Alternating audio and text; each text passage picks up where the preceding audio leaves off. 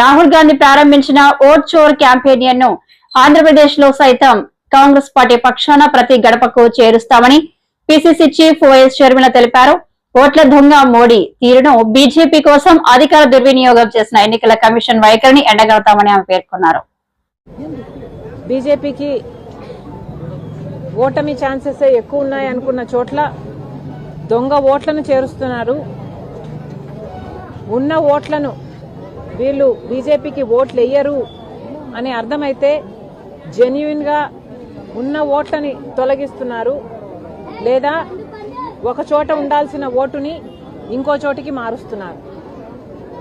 అంటే ఎన్ని ప్రయోగాలైనా చేసి ఎక్కడైతే బీజేపీ, ఏ కాన్స్టిట్యుయెన్సీలో అయితే బీజేపీ వీక్ గా ఉందో ఆ కాన్స్టిట్యుయెన్సీలో ఓట్ల మ్యానిపులేషన్ చేస్తున్నారు.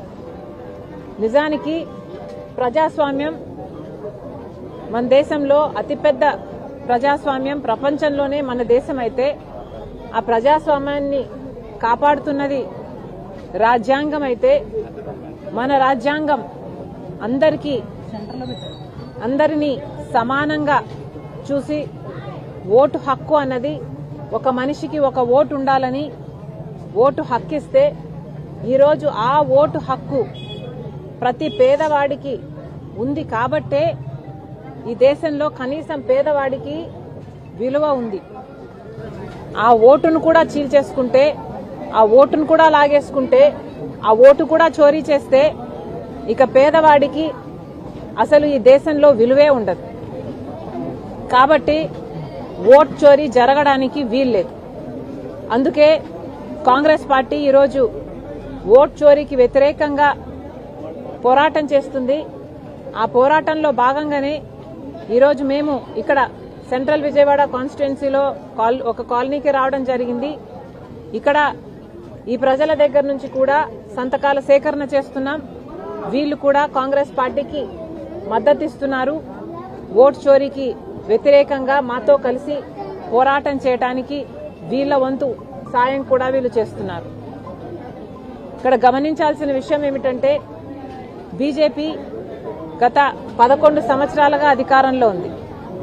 కానీ ఈ 11 సంవత్సరాలుగా ఎంత దుర్మార్గంగా పరిపాలన చేశారంటే ఈరోజు మన దేశంలో ఉన్న అన్ని వ్యవస్థలు బీజేపీ గుప్పెట్లోనే ఉన్నాయి.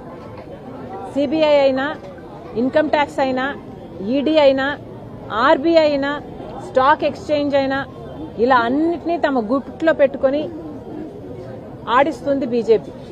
వాళ్లకు వ్యతిరేకంగా లేక వాళ్ళ రాజకీయ ప్రయోజనం కోసం ఈ వ్యవస్థలన్నింటినీ వాడుకుంటుంది బీజేపీ.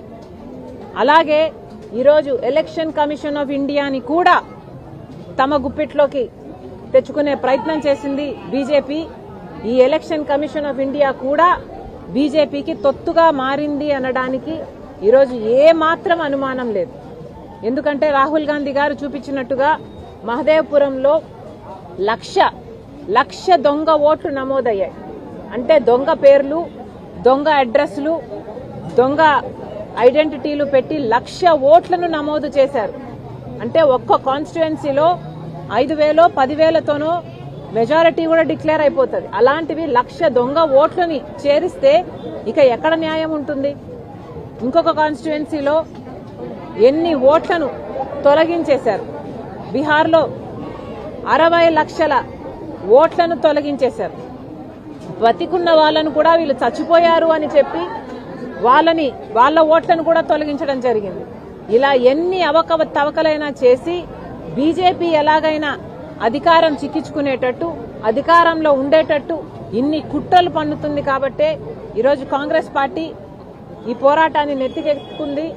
కాంగ్రెస్ పార్టీ ఓట్ చోరీ జరగనివ్వకుండా ఈసీఐని కూడా ప్రశ్నించడం జరిగింది.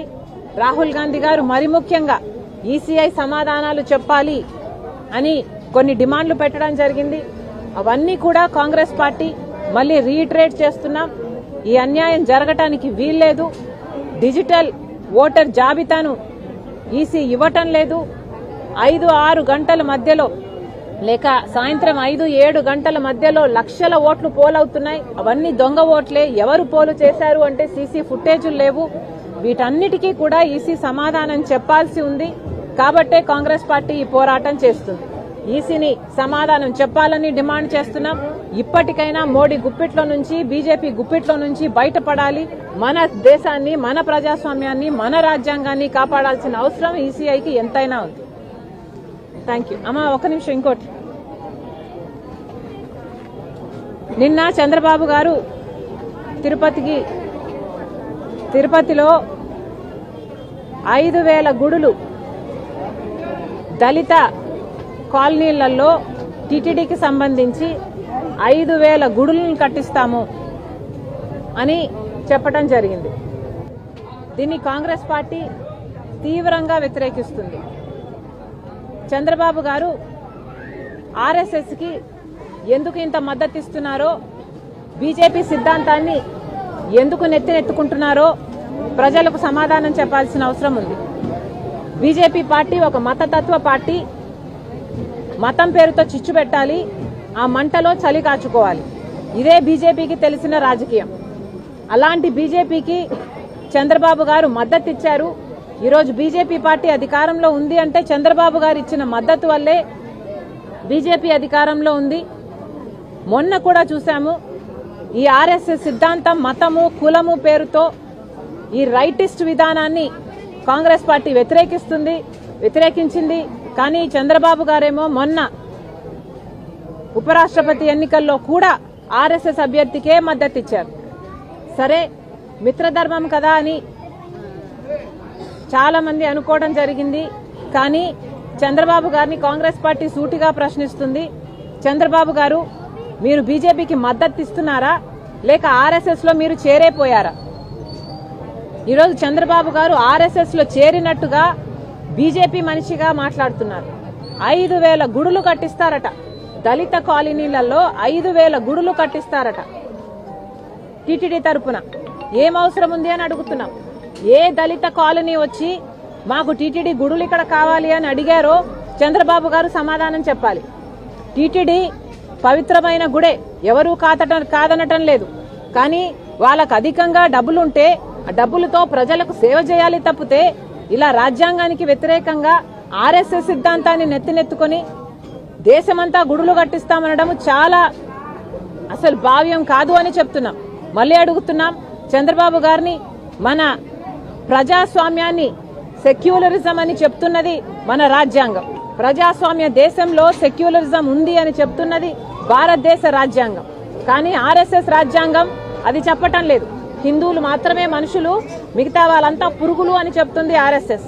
మరి చంద్రబాబు గారు ఆర్ఎస్ఎస్ లో ఎందుకు చేరారో